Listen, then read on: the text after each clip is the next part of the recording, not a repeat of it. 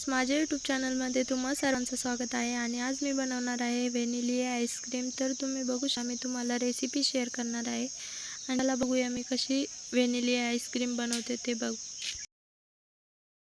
Vanilla ice cream करायसाठी त्याच्यासाठी मी अर्धा लिटर दूध घेतलेलं आहे बरं का, आणि व्हॅनिला कस्टर्ड पावडर घेतलेलं आहे। बघू शकता तुम्ही व्हॅनिला कस्टर्ड पावडरचे 2 चमचे घ्यायचे बरं का, आणि कच्चा दूध जे राहतं ना तर त्याच्यामध्ये हे करायचं।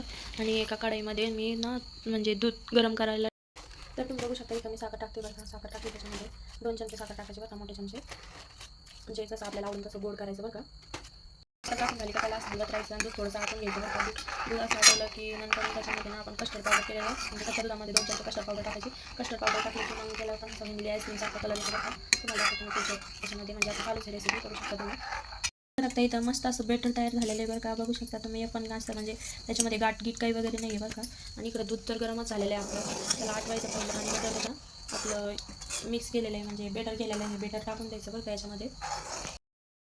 तुम्ही काजू बदाम घेतलेले बघू शकता तुम्ही, बघा हे काजू बदाम घेतलेले माझ्याकडे एवढं सदावले पाहिजे त्याच्यामुळे एवढं टाकणार आहे बघा। मी याच्यामध्ये ना उकळी आलेलं म्हणजे दूध मी आटून घेतलेलं बरं का पहिलं, आणि मी आता याच्यामध्ये कस्टर्ड पावडर टाकते। असं कस्टर्ड पावडर टाकायचं बरं का त्याच्यामध्ये, आणि असं हलवून घ्यायचं त्याला, हलवत राहायचं जोपर्यंत ते घट्ट नाही होत तोपर्यंत त्याला हलवत राहायचं।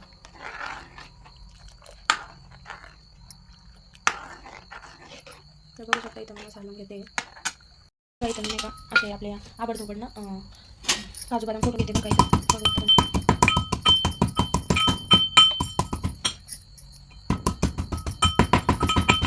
इथं माझ्या आवडतोकड काजू बदाम कुठून झालेले आहे, आणि इकडं तर बघू शकता तुम्ही याला कशी उकळी यायला लागलेली आहे आणि घट्टसर पण बनायला लागलेले आहे बघा।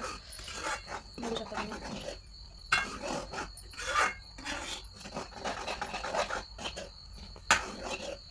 बघा असं घट्टसर बनते बघा।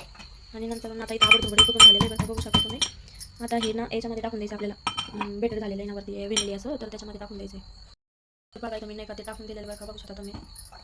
टाकून द्यायचं ना असं हलवून घ्यायचं, सगळं मिक्स होऊन जातं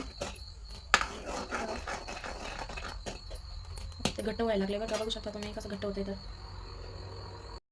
आणि बघू शकता तुम्ही इथं नाही का आपलं बेटर असं तयार झालेलं आहे ना, आपल्याला याला ना अर्धा तास आपल्याला फ्रीजमध्ये ठेवायचं बरं का। फ्रीजरमध्ये ठेवलं का असं मस्त असं छान व्हॅनिला आईस्क्रीम तयार होणार आहे, आणि मी तुम्हाला दाखवणारच आहे की फ्रीजमधल्या आईस्क्रीम झाल्यावरती।